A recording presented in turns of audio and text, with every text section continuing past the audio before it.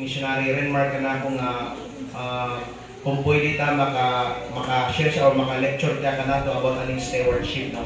So, salamat kay sa blessing. Hindi nato palugayon, may ask missionary Renmark or Valenzuela Tonog to share sa tuwa sa pulong sa Ginoo karong gabi. Amen. Okay, may gabi sa tanan. Good evening. I really thank God for this time that I could share to you about stewardship. Actually sa Thailand, ginabuhat na namin ini. And I thank God both Thai, Filipinos, Burmese really adopt this stewardship because you know what, Christians, lalo na sa mga madugay na Kristohanon, mga workers, I know you have heard this so many times, and I believe if there is somebody na maka-adjust, maka-adapt, maka-apply ang mga Kristohanon na madugay na sa igutol sa Ginoo. You know what? Kung may tao pa sa kalibutan that God wants to bless are Christians. Right. Akala natin dinibless ng Panginoon ang yumayaman, yung mga hindi Kristiyano. But you know what? Ang mas gustong i-bless ng Panginoon ang mga Kristiyano. That's why we are called by God to be His children. We have been saved by God. Not only that, it doesn't end there. And I pray to God for so many nights, Lord, how I can be a blessing to the members of this church, you personally. Kaya ako, after ilang weeks, aalis na ako. Hindi naman ako magsistay forever dito. At sabi ko, Lord, for so many weeks na inadapt niyo po ako, pinatira niyo po ako sa magandang tirahan, ina-accommodate niyo po ako, pinakain niyo po ako. I just pray to God, Lord, in what way I could be a blessing to these people, to these Christians. And I pray to God, I am so blessed. Nag-uusap po kami ni Pastor John, and I asked him, is it possible is it okay na magkaroon tayo ng stewardship conference or stewardship emphasis? And I praise God na kamo na mag-Kristohanon kayo na mag-Kristyano, you agree. Amen. And you pray also. And you participate. And one thing that I am praying that this stewardship will be a blessing to everyone. Right. I know many times we have heard, may ginagawa po tayo sa Panginoon. You know what? After hearing, after doing this, the more we know and the more we understand, the more we put our faith in God, the more we do it, the more God will bless it. Kasi hindi naman pwede na ginagawa natin isang bagay na hindi natin naiintindihan. Hindi naman pwede na ginagawa natin isang bagay, basta gawin lang natin, mahalan na yung Panginoon. Much better that we do something, we understand it, the more that God will bless it. So dito po natin makikita, first thing, as an introduction for our stewardship conference, nalain nyo, no? Next is the stewardship conference. So I am so excited what God will do in your church.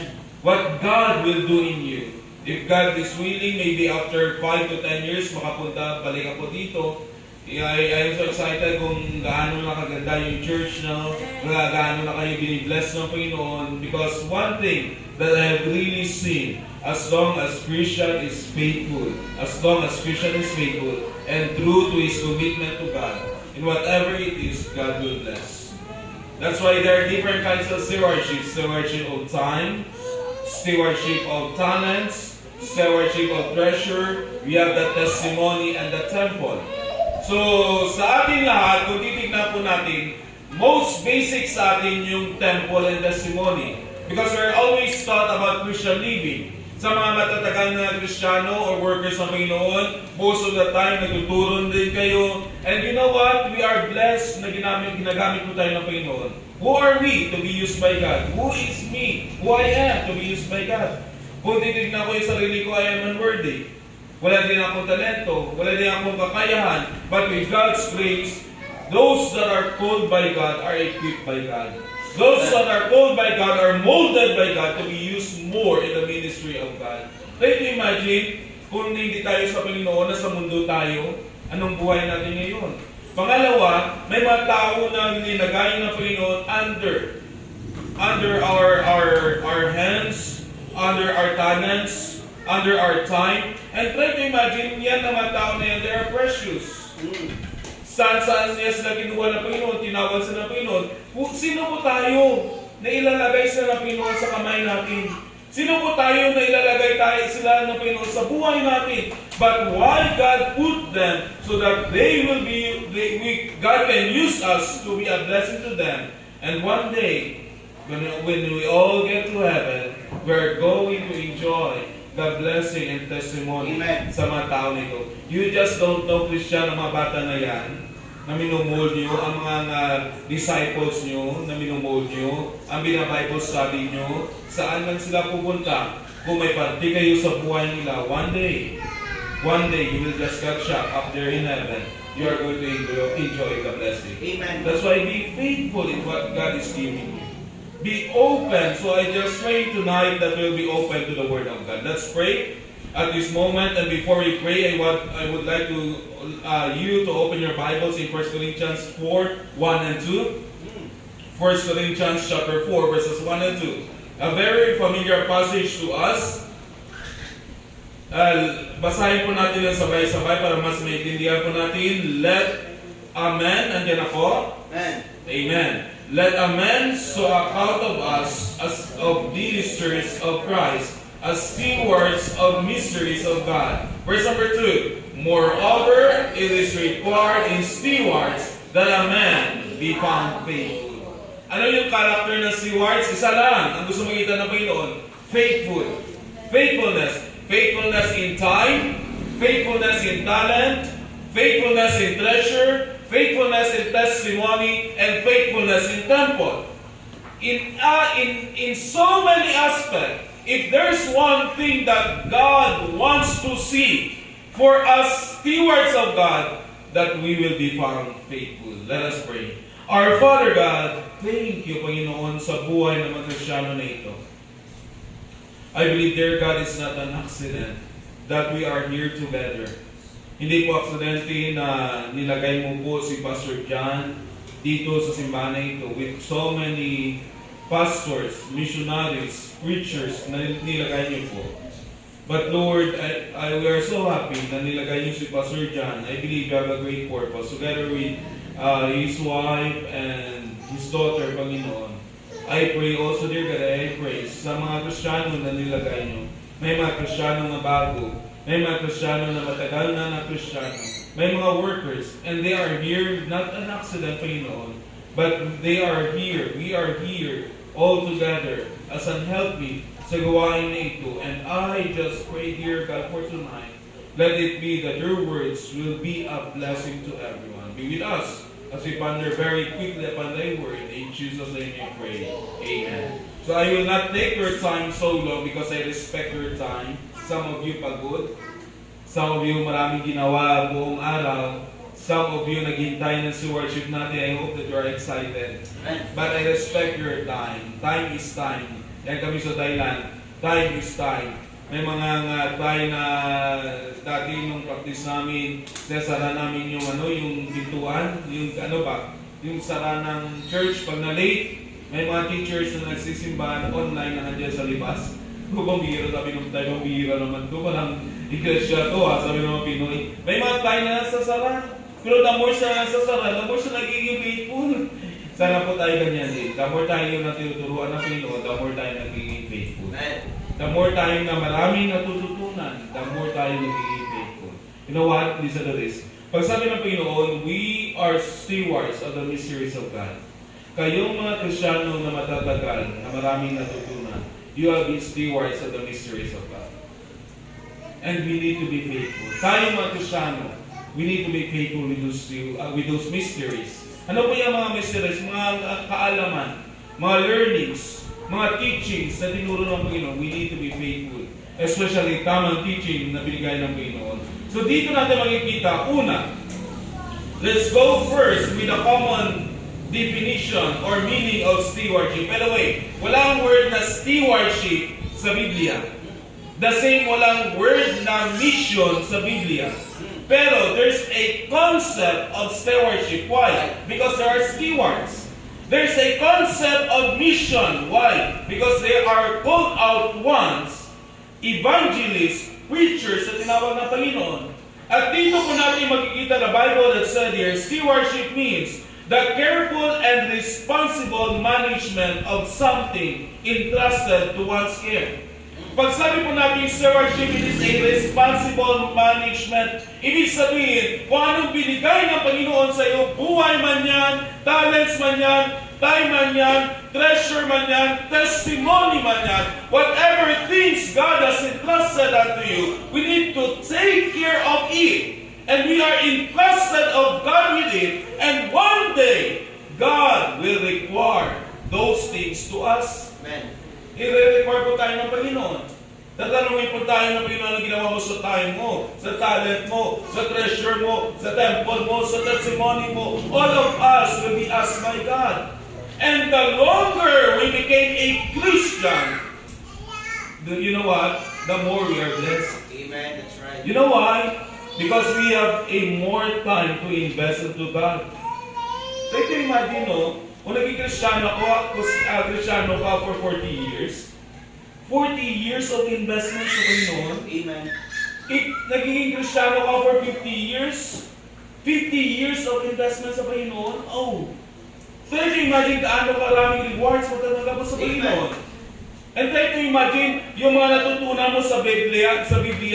Some of you have been a teachers, a Bible students, a preachers, missionaries for so long time. Sa maraming natutunan natin sa Biblia, we have been blessed by God that these teachings we could apply to the Word of God, Amen. to our disciples, and ma-apply natin ito. They became a reward sa buhay po natin. And we are so blessed with that. Amen. That's why ang sabi ng Panginoon, be faithful with it. Right.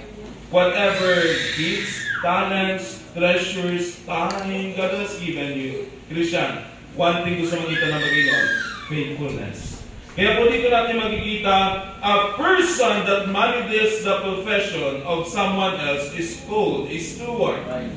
First, sabi ko kanina, there are so many things na makikita natin dito, but I will just make it as concise as possible para maka-go in na tayo sa pinaka-importanting bagay. You know, I cannot tackle this all. I will give this PDF sa Pastor John, and maybe he will use this one as discipleship. Ibibigay din po sa inyo, tayo welcome. But you know what? The blessing is this. The more we understand that we are stewards of God, the more that we'll be excited to serve God. Amen. Akala natin yung pagpunta ng simbahan, pag-serve sa Panginoon, pagkanta ng choir, pagtuturo ng bata, binigay niya ni Pastor John para lang may ministry tayo. Hindi po. Kung linagay ka man dyan ng Panginoon, you are stewards of it. Right. You are blessed na tinawag ka dyan ng Panginoon. You are blessed. Tatanungin niyo po ako as a missionary. Kung pagpili ko po teacher or missionary, I will choose to become a missionary. You know why? Not because may pera. Not all missionaries may pera. May mga missionaries po tayo dito. Maybe some of you became a missionary. You understand what does it mean to be a missionary? Ako po, anak po ako ng pastor, and I am so blessed, and I want to tell you, I am so blessed, and I am so happy that I am a pastor's kid. If I will be given a chance, kung magiging engineer's kid ako, doctor's kid ako, teacher's kid ako, lawyer's kid ako, president's kid ako, I will choose a pastor's kid. Because it is a blessing to become a pastor and a missionary's kid. Iba yung experience sa ministry. Buti nga, some of the pastors are blessed. May masasakyan na, you know. Kami dati, yung Honda, yung sa mga matanda, yung Honda ba? Yung parang skeleton dati na hindi ba yung 125, parang 100 lang yan na Honda. Sasakay ka dyan, sasakay kami na 7. Dumaan pa yung father ko kasi milig sa motorcross, sumaan pa ng motorcross, sumatalo yung mga KMX, TMX na mga magagandang motor. Nakatingin sa mga pambira, paano nagkasya yung 7 tao sa... Di ba? Gusto na naman nagkasya nun. Yung 7 tao sa isang motor na maliit. But you know what? As you will be faithful to God, ito na nakita ko as you will be faithful to God, unti-unting binibless mo tayo ng Panginoon. Ito yung concept Kung faithful ka sa maliit, bibigyan ka ng Panginoon ng malaki. Amen. Di ba? Kung faithful ka sa maliit mo na tayo, bibigyan ka ng Panginoon ng malaking talent. Right. Kung faithful ka sa maliit mo na talent, bibigyan ka ng faithful ng maraming talent. Kung faithful ka sa maliit mo na treasure, bibigyan ka ng Panginoon ng malaking treasure. Kung faithful ka sa temple mo, sa buhay mo, bibigyan ka ng Panginoon ng maraming buhay under sa iyo. Kung faithful ka sa Panginoon sa testimony mo, bibigyan ka ng Panginoon ng maraming testimony that people will be blessed by your life. Amen. So, if we are faithful with small, sabi ng Panginoon, with little, God will bless us with much. Amen. And ayan yung sabi ko, kay ganda, like imagine, 40 years bibigay ng Panginoon sa atin, that we will be faithful with it. We will have so much blessings in heaven. But of course, sabi ko, take note of this. Take note of this. Christian lives have ups and downs. We are not perfect. Nagkakasala po tayo. Kahit ako tatanungin nyo, I am not perfect. There are times that I failed God. There are times that I made wrong decisions. That's why we are so blessed that we have this opportunity to learn more about the Word of God. Sa matatagal na mga missionaries, Kristiyano, you know that. There are times that we fail God. But the blessing is this. Kung tinawag po tayo pabalik ng Panginoon, let's be faithful. Amen. It means God is giving you a chance. You know why? You know why? Because God loves you and me. Amen. Kung hindi po tayo mahal ng Panginoon, patay na po tayo ngayon. Kung hindi po tayo mahal ng Panginoon, pinabayaan na po tayo ng Panginoon.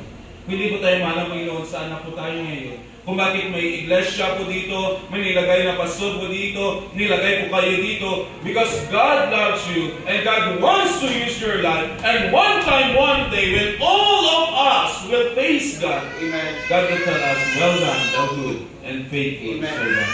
Oy, kaganda. Isn't it? So dito po natin makikita, the Greek word of the word stewards or stewards, it means oikonomos. Oikonomos means what? The overseer of an estate or managing servant. The Greek word for economy is oikonomia, which is means oikonomos. Same word lang yan. Economy or oikonomos means that the stewards does not manage only money, but manages everything. The economy of the country does not include only money, but everything. Right. Yung economy, when we say economy of the country, hindi lang yung pera. It speaks about yung goals, yung lupa, yung kahoy, yung lugar, yung mga tao. You know what? We are economy of the Philippines. At isa sa pinakamalaking economy, you know what? Manpower. Do you think pag walang tao, may gagawin yung isang bansa? Wala. Yung pera, maliit lang yan. Yung gold, maliit lang yan. Pero isa sa pinaka-importanting economy sa bansa, yung tao. Pag walang tao, walang magagawa yung bansa. Walang sundalo, walang guro, walang lawyer, walang engineer, walang magagamit, walang use sa mga tao dito. You know what, Christians, he said this. Pag wala pong Kristiyano, walang magagamit ng Panginoon. Kung ginamit ka man ng Panginoon, praise God. Pero listen to this. There is no such thing as an irreplaceable in the ministry. Pag hindi na po tayo pag-gamit sa Panginoon, hindi pwede hindi tayo palitan ng Panginoon. Anytime we can be replaced by other people. Right. May mga mas matalino pa sa atin, mas may magagaling pa po sa atin, pero we are blessed, we are used by God. Hindi ba tayo kasing galing ng iba, but we are more blessed sa iba. Because we are used by God. And sana po, let's grab that opportunity. Stewards was a slave who was in charge of the master's house. Ikaw po at ako po, we are all in charge by the masters. We don't have time to read, but we are going to read it later on in Matthew chapter 25 verses 14 to 30. Number 2, stewards was in charge of the other staff, ran the whole operation in a master's house. In Genesis chapter 39 to 40, so kay Joseph, by the way, hindi pa yung Christian under sa kanya, kay Pharaoh pa yun na management. But ginamit ng Panginoon yung buhay ni Pharaoh, yung tahanan ni Pharaoh, yung treasure ni Pharaoh, yung mga tao ni Pharaoh, so that Joseph can be blessed. Amen. Listen to this. Let's not be carried away with the things and treasures of the world, because these are only used by God for us to be blessed. Amen.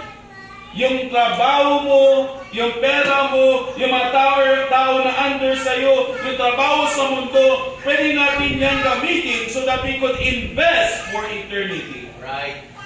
Kasi po what matter most are the things that we invest in for eternity. Kahit gaano maganda yung trabaho mo, kung wala ka namang investment sa eternity, paano yan? Kung gaano makataas ang naabot mo sa buhay mo, PhD, D&D pa yan, uso na yan yun, maraming D&D. Pero you know what? Kahit gaano karaming doktor pa yan, or titles pa yan na na-claim mo, pag hindi mo nagamit para sa Panginoon, wala sa yan. Amen. Kahit gaano ka pa karaming talents, magaling ka mag-gitara, magaling ka kumanta, magaling ka mag-piano, lahat nasa sa'yo na. Pero pag hindi mo yan ginamit para sa Panginoon, walang kwenta yan. Diba? Kahit gaano karami yung time mo, pag hindi mo yan nagamit sa Panginoon, walang kwenta yan. Try to imagine, may 24 hours ka para magamit mo sa Panginoon. Yung iba, maraming trabaho.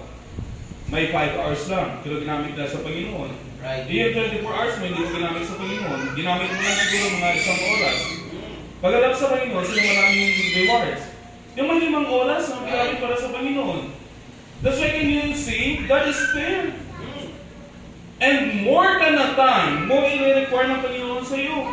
Less ka na time, less i-require ng Panginoon sa iyo. That's why hindi tayo pwede magsabi na, ay, ganito ang oras. So hindi, grab that opportunity to serve God.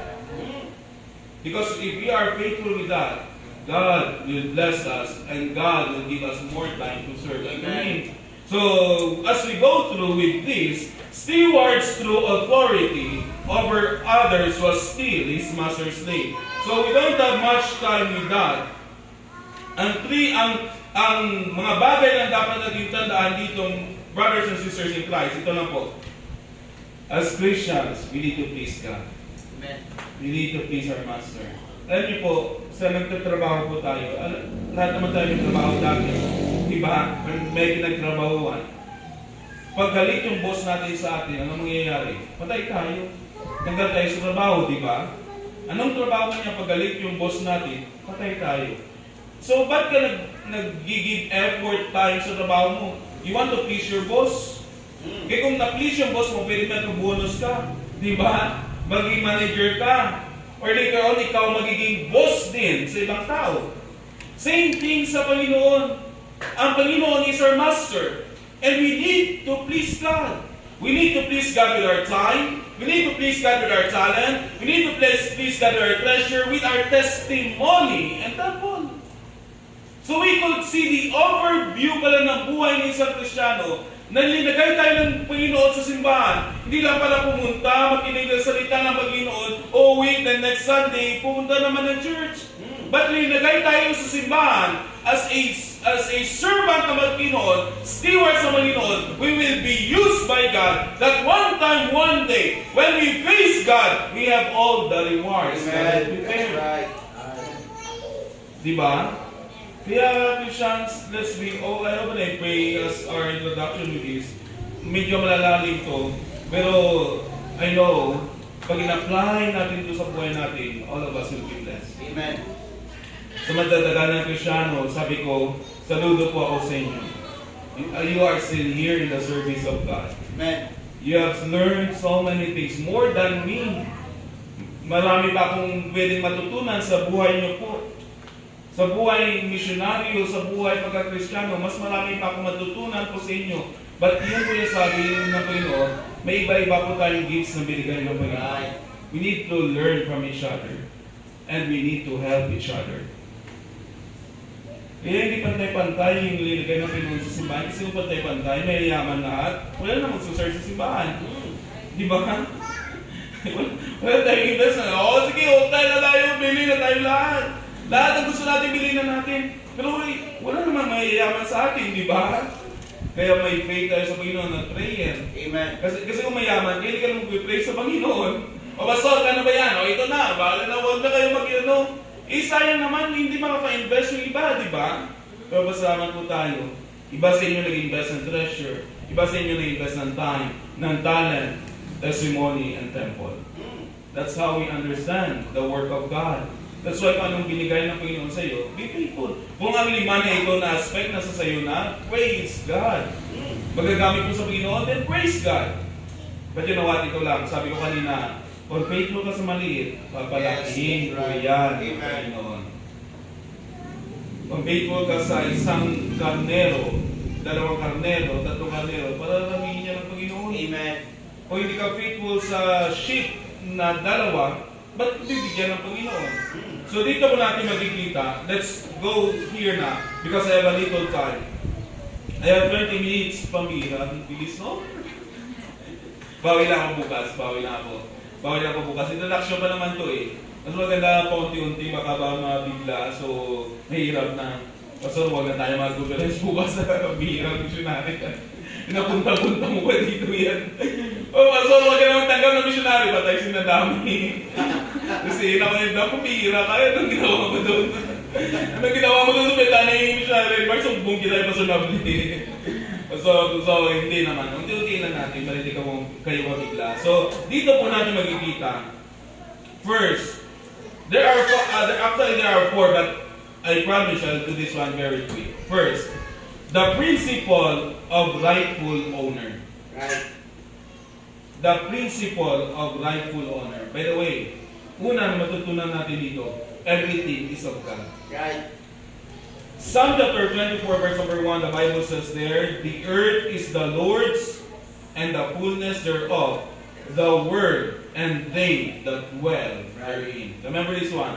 When we talk about the principle of ownership, all of us are owned by God. Kristiyano at di Kristiyano are owned by God. Yung hindi Kristiyano, of course, directly they will go to hell. Yung mga Kristiyano, directly when we die, we go to heaven. Amen. And the blessing is this, kung ano ginawa natin sa mundong ibabaw na ito, yung hindi Kristiyano, there's no chance for them to redeem themselves when they face God. Right. And the blessing is this, pagharap natin sa Panginoon, though we don't have chance to redeem ourselves, but kung anong ginawa natin sa Panginoon, the rewards will be given to us. Amen. Kaya po dito natin makikita, sabi ng Panginoon, God owns the earth. Right. Kung hindi ka patitirahin ng Panginoon dito, wala kang magagawa.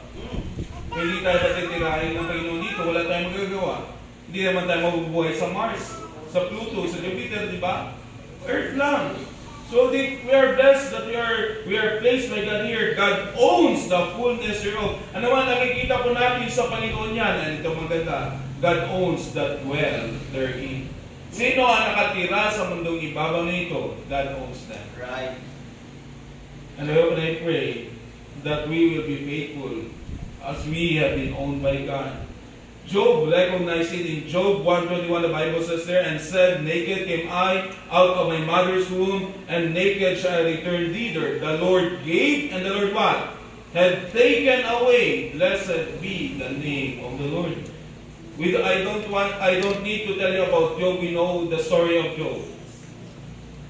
Nung nawala lahat sa kay Job, nang sabi niya, sa Panginoon yan, wala akong magagawa. Amen. Nung binalik ng Panginoon, praise God. Christian, listen to this. May mga bagay sometimes na nang-hurt tayo na kinukuha ng Panginoon sa buhay natin. Pero remember this one.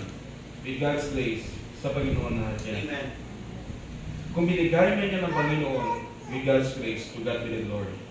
Wala po tayong authority to tell God, Lord, ang layang mo. Lord, sino ka pa? Ba't kinuha mo yan? Akin yan, pinaghirapan ko yan. Binigay ko yung buhay ko dyan, yung oras ko dyan. Lahat, Lord, binigay ko dyan. Pero kung hindi po tayo binigyan ng strength ng Panginoon, ng oras ng Panginoon, ng ginhawa ng Panginoon, ng hangin ng Panginoon, wala tayo ngayon sa mundong ibabaw na ito. But why God has given us this opportunity to be in His church, let God use our lives for His glory. Amen. Number 2, the principle of responsibility. Very quick, dito mo natin magkikita. In Luke 12:48, the Bible says here, remember God owns everything. I don't need to tell you that one. As Christians, we know it. But we need to perform it. Alam po natin yan. Many times we heard that God owns everything. But ito po yung pinaka-importante. The principle of responsibility. Much is given is what? much is required. Luke 12:48. Luke 12:48, the Bible says there, "But ye that knew not and did not commit worthy of stripes shall be beaten with few stripes. For unto whomsoever much is given, of him shall be much required. And to whom men have committed much, of him they ask the more." So dito po natin makikita, yung una dyan, owners have rights, but stewards has responsibility. God has rights in our lives. Isn't it? Pag-uon po tayo ng Panginoon, dahil stewards po tayo ng Panginoon, we need to be responsible. You need to be responsible with your time, talent, treasure, testimony, and temple. Huwag po natin pabayaan yung 5. Kasi po, alin dyan ang pababayaan po natin, we will be responsible with God. Kaya po, kung titignan po natin, kanya-kanya po tayo. Amen. Di ba? Sometimes nagreklamo po tayo, oy, wala pong trabaho. They are blessed na may trabaho sila. Ang may trabaho magsasabi, ay, may trabaho ako, they are blessed, makapag-serve sa Panginoon. Vice versa, di ba? By the way, we are blessed with what God has given us. And we need to be responsible with it. Wala kang ngayong trabaho, be faithful to God.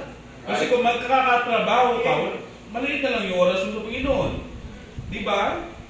Ikaw naman ang may trabaho ngayon, be faithful to God kung anong binigay ng Panginoon. Kaya, bakit? Kasi hindi ka naman isasabihin ng Panginoon, ikaw, ganyan, ikukunin ko sa iyo or isisingilin ko sa iyo yung sa Kanya. Hindi. Sisingilin tayo ng Panginoon kung anong binigay niya sa atin. Amen. That's why we need to be faithful with it. So the principle of owner have the rights of stewardship, although God give us all richly, all things richly to enjoy. Nothing on us, nothing really belongs to us. Not only that, but sabi niya dito, much is given, much is required. It doesn't matter if it's little or much. What matter is how we are responsible with those things. Hindi po kung gaano kalaki o kaliit yung binigay ng Panginoon. Sabi ko nga kanina, we have the common ground in everything, faithfulness. Tandaan po natin yan.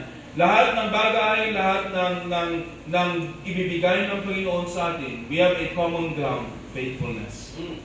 If you are not being faithful with that, God will require with this.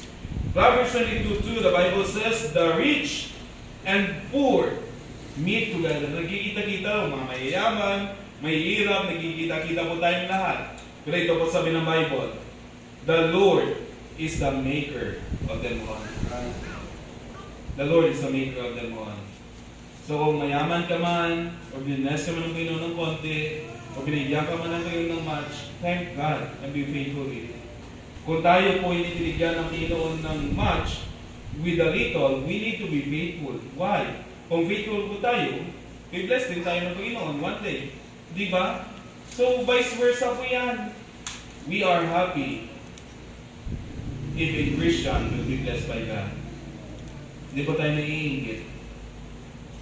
Hindi po tayo nagbibitter. Uy, ba't siya binless? Ako hindi. Tanungin mo siya paano siya binless ng Panginoon.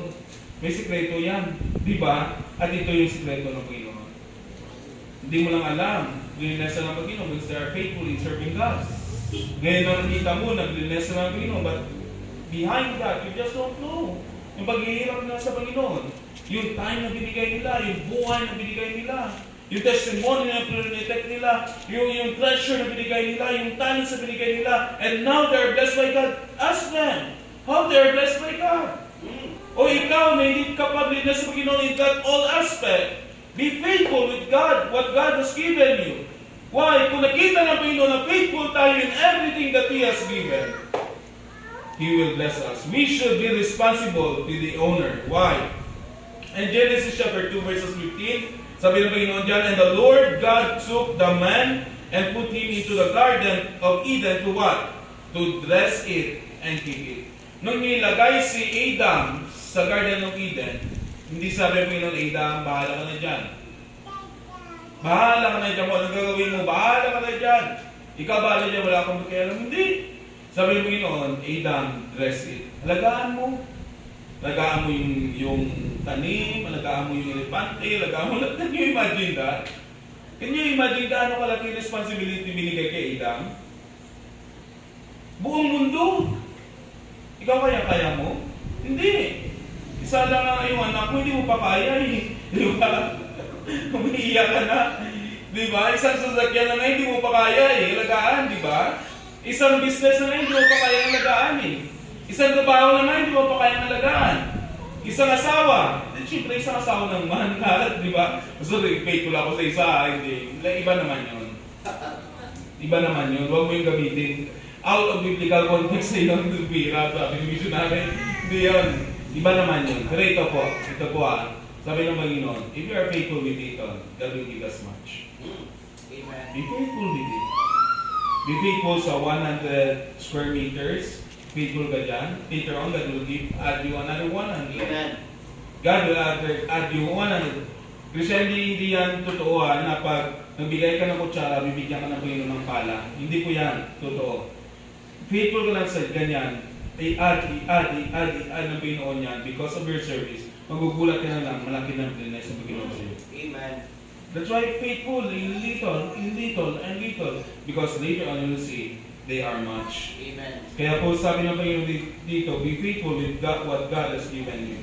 The principle not only of being responsible, pero sabi niya dyan, and the Lord God commanded him in verse number 16 of chapter 2, commanded the man saying, of every tree of the garden thou mayest what?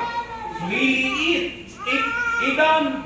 Lahat, kainin mo yan. Pero ito yung sabi niya in verse number 17, but of the tree of the knowledge of good and evil, thou shalt not eat of it. For in the day that thou eatest thereof, thou shalt surely what? Die. There's the responsibility. Diba? Everything you can eat, but you need to be responsible with one thing. Don't eat the fruit of that tree. Christians, we are given by God a freedom, but we need to be responsible with everything God has given us. Amen. Kung binigyan ka ng Panginoon ng trabaho, praise God, be responsible with it. Kung binigyan ka ng Panginoon ng oras, praise God, be responsible with it. Kung binigyan ka ng Panginoon ng testimony ng temple, itong katawan natin, be responsible with it. So, exercise din tayo pag may time. Kasi pag hindi tayo responsible sa ating katawan, ano mangyayari? Pagkain lang tayo ng kain, masisira yung katawan natin. Magugulat ka na, may losartan, amlodipine, hepta, ang hirap, huwag ka naman maintenance, Lord. Hindi ka faithful sa katawan mo. Yan, dahil hindi ka faithful, Lord, ano gagawin ko, Lord? Exercise when may time. Kami Panginoon, exercise when may time. Lord, hindi na ako makaserve. Yan eh, sabi ko, diba? Be faithful. You have seen, nga interconnected ang lahat sa bawat isa. So dito po natin magkikita, number 3, very quick. Apat lang po to, don't worry. Number 3. The principle of what? Reporting. Christians, listen to this. We need to be required, be responsible. Why? One time, one day, we are going to report. Right. Amen. We will be reporting.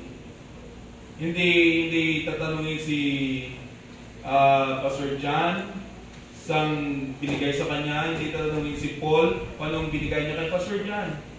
Si Pastor John, siya ang magre-require sa Panginoon, siya ang magre-report. Si John magre-report sa kanya, ako magre-report kung anong binigay ng Panginoon. Kayo magre-report kung anong binigay ng Panginoon sa inyo. Amen. Each of us has given responsibility, and we are going to report all the things to God. Time will come that we will face the owner and to answer him on what we have done to all that he had entrusted unto us. First thing that he will do, there is a reckoning time. Amen. All of us will be reckoned. Tama. Halika kayo dito. Tatawagin ko na kayo. Kung hindi man kamatayan sa rapture, kung isa-isa man, pero the thing is, we are going to be reckoned. Number 2, not only that, but aside that we will be reckoned. Reckon means here, by the way, to esteem, to account, to be responsible. Reporting means what? Accounting. Hindi na yung, Lord, andito na ako. Dahil sabihin ng Panginoon, well done, thou good and faithful servant. Nakabalik ka na. Hindi. Pag sabi ng Panginoon, pag sabi ng Panginoon, Lord, andito na ako. O, kamusta? Kamusta yung buhay na binigay ko sa iyo? Kamusta na ang oras na binigay ko sa iyo? Kamusta ang pera na binigay ko sa iyo? Kamusta yung talent na binigay ko sa iyo? Ay Lord, sorry. Wala kang magagawa. Pasok ka, pero ito lang magbibigay ko sa iyo na reward. Wala tayong magagawa. So kung anong binigay ng Panginoon, we need to be faithful with it. The three servants, kung titignan po natin dyan in Matthew 20:27, basahin na natin para may idea tayo. Many times na napipreach po yan sa atin, yung three servants, yung may 5 talents, 2 talents, at 1, di ba? Remember that one? Pero basahin na natin, Matthew 20:27, para hindi po kayo antokin. Matthew 20:27, we're about to finish. Introduction na po to. The main thing will be on tomorrow. So ang mula dito, so at least kayo may idea na. Kasi para naman to sa inyo eh. Diba? Para naman to sa inyo. Kung sino man darating bukas, so depende na sa kanila yan. Pero at least you have the idea why we do this one. Matthew 20:27, ano sabi ng Panginoon? The Bible says, and whosoever will be chief among you, let him be your servant.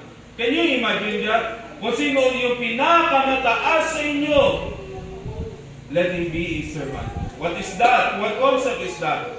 Who is blessed more must have the attitude of servanthood. Why? If you are blessed with time, be a servant with your time.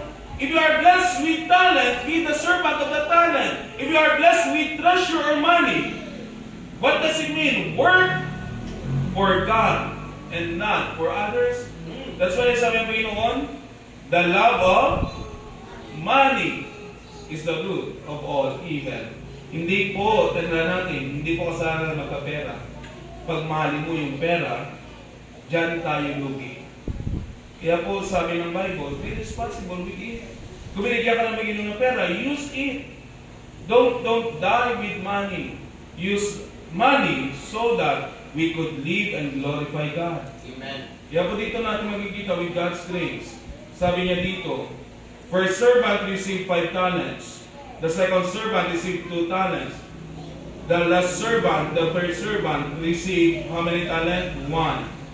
Ang talent po dyan, hindi po yan talent sa pagkanta, sa sayaw, or hindi po yan talent ha. Yung talent po dyan, kung titignan natin, it speaks about unit or weight. 1 talent is 75 pounds. It depends kung ano yan, gold or silver na binigay ng Panginoon. Pero the thing is, binigay ng Panginoon yan for them to be responsible. Amen. And one day, there will be a requirement. All believers, Christians, and this, must face God in the judgment seat of Christ. Amen. Kaya po, nakikita nyo, but may rapture, we are blessed with it. You know why? Kasi gusto ng Panginoon, bigyan tayo ng special time. Anong mangyayari sa 7 years tribulation? Ang hindi Christian, dito mag-suffer. Pero tayo, bibigyan tayo ng time ng Panginoon kung anong nagawa natin sa Kanya, iisa-isa niya ng Panginoon para sa atin. Sa judgment seat of Christ, o ikaw, missionary Ren Martono, Lord, ilang taon ka sa mundo? Lord, 80 years. So anong ginawa mo sa time mo? 80 years, Lord. Ang 40 years, Lord, nag-backslide ako. Ang 40 years, Lord, medyo naging faithful ng konti. Pamira ka. O sa yung, talent. Lord, isa lang talent. Anong talent bigay ko sa iyo? Nagwapuan ng Lord, pamira ka. So inalagaan mo ba? Nag-pants ka ba? Nag-ibon ka ba? Hindi Kung anong binigyan ng Panginoon sa iyo, Lord, binigyan mo ko. Bigyan mo ko ng gift sa preaching, sa teaching, sa So, kamusta? Saan mo yung ginamit? O sa treasure mo, Lord, binigay ko yung tithes ko, binigay ko yung mission ko, binigay ko yung increase ko yung sacrificial ko, binigay ko yung first fruit. And I'm going to explain that to you. By the way, huwag kayong ma-shock yan kasi lahat na ginagawa nyo na. I-explain ko lang sa inyo yan lahat. Pamira, anong first fruit? Bago na naman yan, hindi, ginagawa nyo na po yan. Sa matatagal ng Kristiyano, ginagawa nyo na, di ba? I-explain ko lang sa mga bago para na at least hindi nyo, para maintindihan nyo, at nagiging happy kayo sa paggawa niyan. Ay, yan pala yan. Magiging faithful ako dyan. Ay, yan pala sa pagbiksya, magiging faithful ako. Ay, ito pala yung mission, magiging faithful. advice mo na ito. Kasi kung maintindihan natin lahat yan, we'll be happy in doing it. Amen. By the way, ginawa ko natin ito not to force you. According to your faith, be it unto you. Yes. So kung ang faithfulness mo sa tithes and mission lang, be faithful with it. If God bless you with that, add more. Add more. Add more. Kaya ano nga sabi ng Panginoon? He that faithful with the little must be faithful with much. So kung binibless ka na ng much ng Panginoon, much will be required with you. Much treasure will be required with you. That's why be faithful with it. So dito ko natin makikita, if there will be rewarding, remember this one. We will tackle all the rewards later on. But the reward, after the reward, there will be what? Condemnation. Christians, listen to this. If there will be a requirement sa atin, a reporting sa atin the last year, there will be a rewarding. Right. Amen. God will reward all our labors. Excited tayo sa rewarding. But remember this one. Dapat maging faithful tayo sa binigay ng Panginoon sa atin. Yan po yung 1 Corinthians 4, verse number 2. Moreover, it is required in stewards that a man be found faithful. Don't you think God is fair? Yes. Amen. Kasi sa lahat ng binigay niya sa atin, faithfulness lang yun, requirement niya sa atin. Wala nang iba, di ba? Faithful. Be faithful in your time, be faithful in your talent, treasure, testimony, and temple. That's all. Wala nang ibang na-require ng Panginoon. Pero kung faithful ka man sa maliit, then pagpalaki ng Panginoon. Kung hindi ka faithful dyan, then walang gagawin yung Panginoon. That's all. That's easy. But we need to be faithful with such things. The rewarding first, the reward of the condemnation. Commendation. There will be a commendation. Iko-commend po tayo ng Panginoon. Well done, thou good and faithful servant. In Matthew 25:21, this Lord said unto him, I am going to close here. Well done, thou good and faithful servant. Thou hast been faithful over few things. I will make thee ruler over many things. Enter thou into the joy of the Lord. Kaya ganda na Panginoon. Hindi siya po unfair. Kung may ginawa tayong mabuti, kukomment po tayo ng Panginoon. Sa lahat ng mabuti ginawa natin, kukomment po tayo ng Panginoon. Sa lahat ng sacrifices mo para sa Panginoon, kukomment ka ng Panginoon. That's why kung ang Panginoon nakakita ng lahat ng ito, gawa po natin. Proverbs 15:3, for the eyes of the Lord are in every place, beholding the evil and the good. Take note of it. Alam ng Panginoon ang ginagawa mo sa sakripisyo na yan para sa Kanya. Right. Alam ng Panginoon na yung time mo sa sakripisyo na yan para sa Kanya. Alam ng Panginoon na yung time mo hindi pa yan sa sakripisyo. Right. Alam ng Panginoon na yung talent mo sa sakripisyo na yan para sa Kanya. Alam ng Panginoon pag hindi pa yan. Alam ng Panginoon yung treasure na pagbibigay mo, sacrifice na yan. Alam ng Panginoon pag hindi pa. Alam ng Panginoon yung testimony mo, nag-sacrifice ka na yan. Why? You keep your testimony. Alam ng Panginoon na hindi mo inalagaan ang testimony mo. Alam ng Panginoon yung temple mo, inalagaan mo yung body mo, binigay mo sa Panginoon. Alam ng Panginoon hindi mo pa nag-sacrifice yung buong buhay mo sa Panginoon. Amen. Kaya po, sabi ng Panginoon, He knows everything. Not only that, but also the reward of condemnation. Kung may commendation, may condemnation din. What is that condemnation? God will give us, or God, kung titignan po natin dito, will suffer or judge those that are even Right. sa servants na yon, di ba tatlo sila? Yung isa, ano sabi niya, Lord, tinago ko talaga yan. Kasi alam ko, evil ka na, Lord.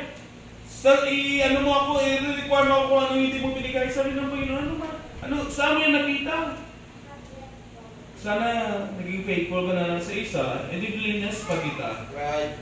So hindi pwede na, kung titignan natin, wala tayong naireklamo sa Panginoon. Bakit missionary? Kasi kung naging faithful ka lang sa isa, i-bless ka niya. Di ba? Dahil hindi ka naging faithful, hindi ka niya bless. O dahil naging faithful ka sa isa, biglang nagdalawa, 3, 4, 5, hanggang 10 na, nagulat ka na, 10 na, that's how God bless. Ikaw na may 10, hindi ka naging faithful. Anong nangyari? Sa isa doon, kinunan niya ang 10 mo. Naging 9, binigay niya sa isa. O ikaw, hindi ka pa faithful, naging 8 na. At later on, you will realize, hindi ka naging faithful sa 10, may punishment yung Panginoon. That's how God bless. Amen. That's why be faithful with God, what God has given us. Be faithful with everything. And last year, because we don't have time, the reward of additional talents. Ito yung maganda. God adds. God adds. Nakita na kayo noon, brothers and sisters in Christ, sacrifices kayo sa Kanya. God adds. Itong tatlong nice na to, I encourage you, I know sacrifice ko sa inyo. May trabaho po kayo, may ginagawa po kayo sa bahay niyo. But if you want really to be blessed by God, see how God will bless you. Let's be with these 3 nights. Kasi diyan natin makikita in the final how God will bless us. In what way God can bless us. In what way God can use us. If you are a good steward, God will entrust more to you. Amen. Yan ang po yung bottom line dyan. If you are faithful, God will entrust more to you. Tomorrow, we are in these 2 days, we cannot tackle all. But I will tackle the most important thing. Time, treasure, talents. We will go on with that. In testimony si Pastor General Bala, temple. Yan po yung pinaka-importante is in every aspect of it, God can bless.